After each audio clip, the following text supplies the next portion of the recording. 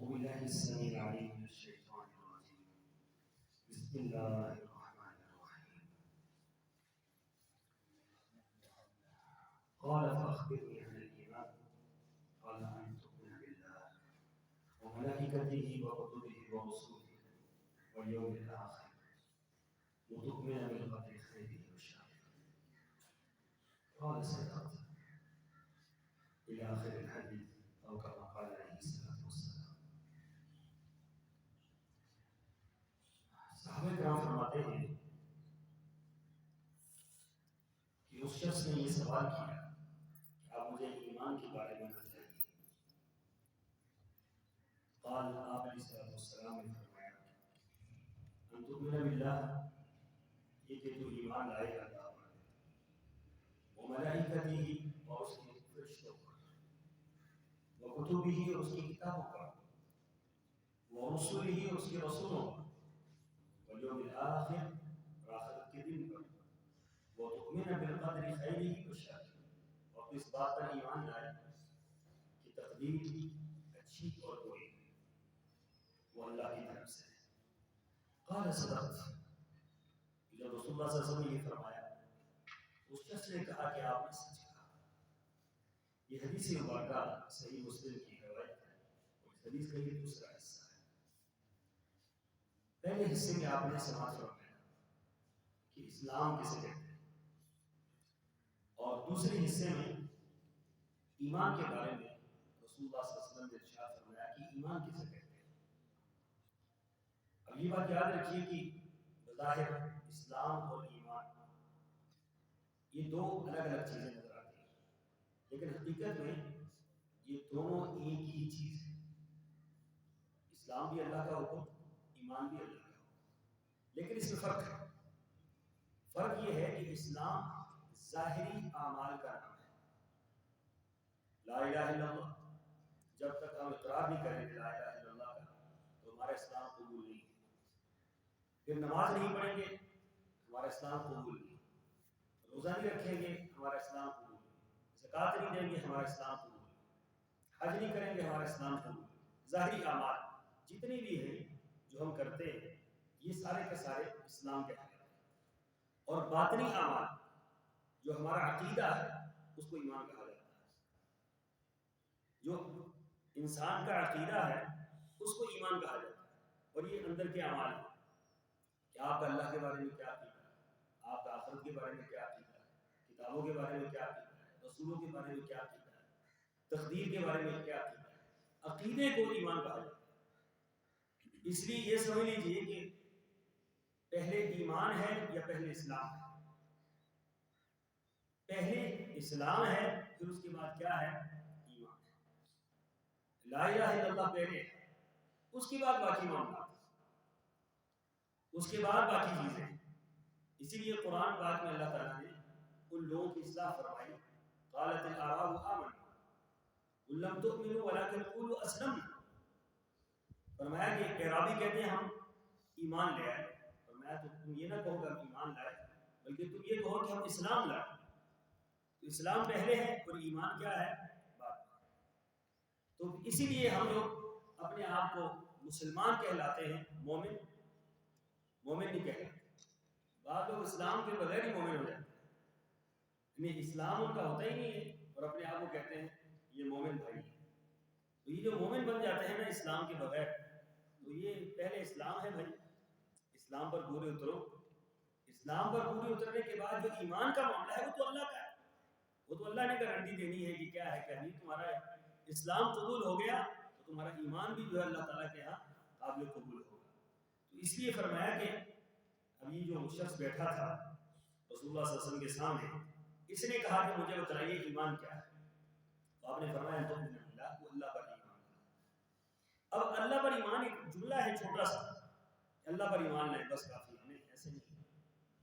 اللہ پر ایمان لانے کا معنی یہ ہے کہ اللہ کو اس طریقے سے ماننا جس طریقے سے اللہ تعالیٰ چاہتے ہیں کہ مجھے مانا ہے. کما یعنی تو بشان، جس طرح اس کی شان ہے اس کو مانا ہے، جس طرح اس کی عظمت ہے اس کو مانا ہے، جس طرح اس کی رفت ہے اس کو مانا ہے. اللہ کے متعلق افراد اور تفرید، اللہ کے متعلق اپنی طرف سے کوئی عقیدہ گھڑنا اللہ تعالیٰ کی طرف سے کوئی اپنی بات کر دینا یہ قطعاً جائز نہیں ہے. اللہ کے بارے میں وہی نظریہ وہی عقیدہ رکھنا جو اللہ نے خود اپنے بارے میں فرمایا. بعد جو فرقے گمراہ ہوئے اس کی وجہ یہی بنی کہ اللہ کے متعلق انہوں نے اپنی طرف سے جو ہے وہ باتیں گھڑنا شروع کر. پہلے تو اللہ کی ذات کے متعلق گفتگو کی, پھر اللہ تعالیٰ کے اختیارات کے متعلق گفتگو کی, پھر اللہ تعالیٰ کی صفات کے متعلق گفتگو کی, یہاں تک کہ وہ گمراہ ہو. اس کے بارے میں ایمان لانا ضروری ہے, گفتگو کرنا نہیں ضروری کہ آپ اللہ کے بارے میں گفتگو کرنا شروع کر دیں کہ اللہ تعالیٰ کیسے ہیں. آپ کو اس بات سے غرض نہیں ہونی چاہیے, اللہ نے کہیں بھی نہیں فرمایا میں کیسا ہوں. اللہ تعالیٰ نے یہ اپنی صفات اللہ نے بیان کی ہے, اور جس طرح اللہ کی عظمت اس نے بیان کی ہے. تو اللہ تعالیٰ کے بارے میں اپنی طرف سے کوئی بات کرنا یہ ایمان کے منافی.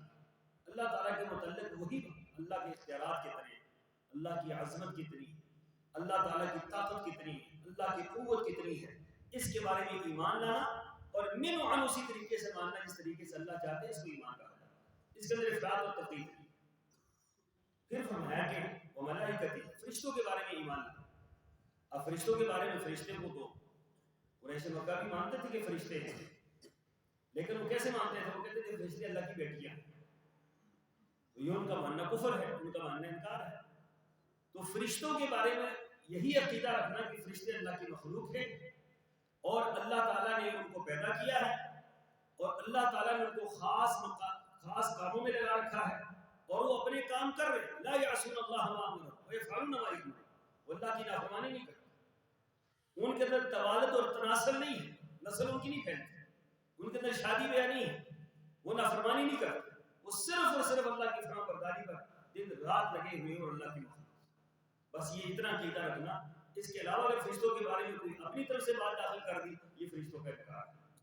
اسی طریقے سے وَكُتُبِهِ, اللہ کی کتابوں کے متعلق. اب یہ آپ یہ بات کہتے ہیں ہم صرف قرآن کو مانتے ہیں, تو آپ نے باقی کتابوں کا اگر انکار کر دیا, تورات کا, انجیل کا, زبور کا, تو آپ نے قرآن کا بھی انکار کر دیا. آپ نے یہ اگر عقیدہ رکھ لیا کہ میں انجیل کو, تورات کو, زبور کو اسی طریقے سے مانتا ہوں خالص جس طریقے سے قرآن ہے, تو پھر بھی آپ نے قرآن کا انکار کر دیا, ایمان کا انکار کر دیا. ایمان یہ نہیں. ایمان کیا ہے کتابوں کے متعلق؟ کہ یہ ایمان لانا کہ اللہ کی کتابیں تھی, اور یہ ایمان لانا کہ ان کے اندر کیا ہو گیا ہے, تحریف ہو گئی, ان کے اندر ملاوٹ ہو گئی, ان کے اندر جو ہے وہ ان کے لوگوں نے ملاوٹ کر دی. اور قرآن کے بارے میں یہ عقیدہ رکھنا کہ قرآن کے اندر ایک لفظ کی بھی ملاوٹ نہیں ہوئی, یہ ایمان.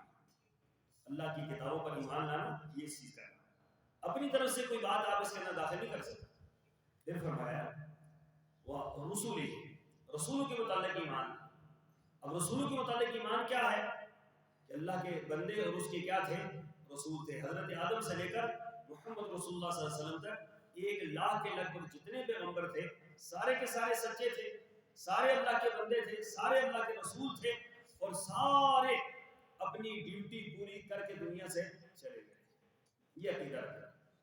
اب پیغمبروں کے بارے میں اگر عقیدے کے اندر کوئی گڑبڑ آ گئی, لیکن حضرت عزیر کو یہودی پیغمبر مانتے ہیں, لیکن ساتھ کیا کہتے ہیں وہ, وقالت الیہود عزیر ابن اللہ, عزیر اللہ کے کیا ہے بیٹے. تو یہ انہوں نے جب اپنی طرف سے عقیدہ داخل کیا تو انہوں نے حضرت عزیر کا انکار کر دیا. انہوں نے حضرت عزیر کے معاملے کو جو ہے وہ خراب کر دیا اور اپنے عقیدے کو خراب کر دیا. اسی طریقے سے عیسائی حضرت عیسیٰ کو مانتے ہیں, لیکن اس کے اندر کیا کرتے ہیں, اپنی مرضی داخل کرتے ہیں. مرضی کیا ہے؟ وقالت النصارى مسیح ابن اللہ. عیسائی کہتے ہیں کہ حضرت عیسیٰ اللہ کے بیٹے ہیں. حضرت عیسیٰ اللہ کے بیٹے, تو حضرت عیسیٰ کو اللہ کا بیٹا قرار دینا یہ حضرت عیسیٰ کا انکار ہے, اور یہ رسولوں کا انکار ہے.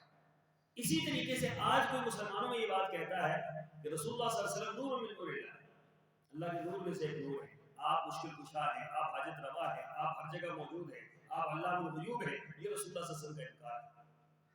یہ رسول اللہ صلی اللہ علیہ وسلم کا انکار ہے, یہ ایمان کے منافی ہے. آپ نے خود فرمایا میں اللہ کا بندہ اور اس کو کیا ہوں, رسول ہوں. رسول سے بڑا منصب کوئی نہیں ہوتا, رسول سب سے بڑا منصب, اس سے بڑا منصب تو ہوتا ہی کوئی. جب رسالت آپ کو مل گئی تو آپ کی رسالت آپ کو ملنا یہ آپ کی عظمت کی سب سے بڑی دلیل ہے. اس سے بڑھ کر کوئی دلیل نہیں چاہیے. اب اس کے بعد اپنی طرف سے یہ کہنا آپ ہر جگہ موجود ہیں، ہم بیٹھے ہوتے ہیں، آپ ہماری مجلسوں میں آتے ہیں، اور آپ انتہا دیکھیے کہ مجلسوں میں بیٹھے ہوتے ہیں اور پھر اچانک اٹھ کر کھڑے ہو جائیں گے، کیا ہوا اللہ کا رسول آ گیا۔ کس قدر رسول اللہ صلی اللہ علیہ وسلم کی یہ توہین ہے اور اللہ کے رسول صلی اللہ علیہ وسلم کے ساتھ استہزاء ہے کہ آپ اپنی مجلسوں میں بیٹھے ہیں اور اس مجلس کے اندر بدعات ہو رہی اور خلاف شریعت کام ہو رہے اور کیا کچھ اس مجلس کے اندر شریعت کے خلاف گل کھلائے جا رہے ہیں، اور پھر ساتھ یہ عقیدہ کہ اللہ کے رسول صلی اللہ علیہ وسلم آگے جی اٹھ کر کھڑے ہو جاؤ، اللہ کے رسول آ گئے۔ تو کس قدر یہ عجیب عقیدہ اور یہ خوفناک عقیدہ ہے، تو یہ ایمان کے منافی ہے، یہ رسولوں پر ایمان نہیں ہے۔ رسول پر ایمان ایسے ہی جیسے اللہ نے چاہا کہ اس طریقے سے میرے نبیوں کو مانو، اس طریقے سے مانو، اور پھر فرمایا والیوم الآخر، آخرت کو مانو، آخرت قائم ہوگی، آخرت میں حساب و کتاب ہوگا، آخرت میں میدان محشر ہوگا، آخرت میں اللہ تعالیٰ عدل کرے گا، آخرت میں اعمال نامہ دیا جائے گا، آخرت میں نیکوں کو نامہ اعمال دائیں ہاتھ میں دیا جائے گا اور بروں کو بائیں ہاتھ میں دیا جائے گا، آخرت میں کوئی صراط ہوگا، آخرت میں میزان ہوگا، آخرت میں جو ہے وہ سارے کے سارے اعمال تلیں گے۔ یہ سارے کا سارا عقیدہ رکھنا، یہ آخرت پر ایمان رکھنا۔ اب ان میں سے کسی ایک چیز کا آپ انکار کر دیں، آخرت پر انکار ہو جاتا ہے۔ آخرت کی ان تمام باتوں کو ماننا یہ آخرت پر ایمان ہے۔ اور پھر فرمایا آخری بات کہ وَتُؤْمِنُ بِالْقَدْرِ وَالْخَيْرِ وَالشَّرِّ، تقدیر پر ایمان لانا کہ تقدیر اچھی یا بری یہ کس کی طرف سے ہے؟ لکھی اللہ نے، لکھی اللہ نے، اور اللہ نے جو لکھا ہے اللہ نے سچ لکھا ہے، اور جو اللہ تعالیٰ نے تقدیر کے بارے میں حکم نازل فرمایا ہم اس کو مانتے ہیں۔ ہمیں بات سمجھ آئی یا نہ؟ اسی لیے تقدیر کے بارے میں زیادہ میں بات نہیں کرنا چاہتا، صرف اتنی بات کرنا چاہتا ہوں کہ تقدیر کے معاملے میں بحث مباحثے سے منع کرنا ہے۔ جس بارے میں منع کر دیا جائے اس بارے میں گفتگو نہیں کرنی، تو یہ بھی عقیدہ رکھنا کہ اس بارے میں منع کر دیا گیا ہے اس پر گفتگو نہیں کرنی ضروری ہوتا ہے۔ اب بندہ جہاں منع کر دیا گیا ہے، اکثر ایسے ہی ہوتا ہے کہ جس چیز سے منع کیا جاتا ہے تو انسان اسی کی طرف زیادہ بھاگتا ہے۔ یا آپ ایمان لائیں، بات ختم ہو گئی۔ تقدیر اچھی ہے یا بری ہے اللہ تعالیٰ کی طرف سے ہے، آپ ایمان لائیں۔ یہ ایمان لانے سے گریز کرتے ہیں اور اس پر بحث مباحثہ کرتے ہیں۔ تقدیر تو لکھی جا چکی ہے، پھر ہم جو کچھ کر رہے ہیں تو لکھا ہوا ہے، پھر حساب کتاب کیا ہوا، پھر فلاں کرتے آخرکار تقدیر کا انکار ہو جاتا ہے۔ تو تقدیر کے بارے میں گفتگو کرنی منع کر دیا گیا ہے۔ تقدیر کے بارے میں ایمان لانے کا حکم ہے، گفتگو کرنے کا حکم نہیں ہے۔ تقدیر خیر ہے یا شر ہے اللہ تعالیٰ کی طرف سے اللہ نے لکھ دی ہے اور قلبیں خشک ہو چکی ہیں اور قیامت تک کے لیے یہ معاملہ جو ہے بند ہو چکا ہے۔ یہ اللہ تعالیٰ پر ایمان لانا ان ساری چیزوں کے متعلق یہ ضروری ہے۔ اس کے اندر اگر کوئی گڑبڑ ہو گئی، کوئی رائی کے دانے کے برابر کسی ایک عمل کے بارے میں اگر آپ کسی عقیدے کو خراب کر دیتے ہیں، کسی چیز کو خراب کر دیتے ہیں، تو آپ کا ایمان اللہ تعالیٰ کے یہاں قابل قبول نہیں ہے۔ یہ آپس میں سارے ملے ہوئے ہیں، یہ سارے عقیدے آپس میں ملے ہوئے ہیں۔ ان میں سے کسی ایک عقیدے کی خرابی سارے عقیدے کی خرابی، کسی ایک عقیدے کے متعلق غلط نظریہ پورے کے پورے ایمان کو بھی تباہ کر دیتا ہے اور پورے کے پورے اسلام کو تباہ کر دیتا ہے۔ آپ اگر یہ بات کہتے ہیں کہ جی میں اللہ پر بھی ایمان لاتا ہوں، میں فرشتوں پر بھی ایمان لاتا ہوں، میں کتابوں پر بھی ایمان لاتا ہوں، میں رسولوں پر بھی ایمان لاتا ہوں، اگر آخرت کے بارے میں میرا ایمان تھوڑا سا ڈھیلا ہے تو کیا خیال ہے باقی ایمان قابل قبول ہوں گے؟ آپ باقی ایمان قابل قبول سارے کے سارے رد ہو جائیں گے۔ صرف ایک عقیدے کے اندر خرابی کی وجہ سے سارے کا سارا ایمان رد ہو جائے گا۔ ایسے ہی آپ کہتے ہیں میں لا الہ الا اللہ بھی مانتا ہوں، اچھا میں نماز بھی پڑھ لوں، میں محمد رسول اللہ بھی مانتا ہوں، میں زکوٰۃ بھی دے دوں، لیکن رمضان کے روزے رکھنا تھوڑا سا مشکل کام ہے، یہ نہیں کرتا اور حج بھی کر لوں گا، کیا خیال ہے آپ کا اسلام قابل قبول ہو گئے؟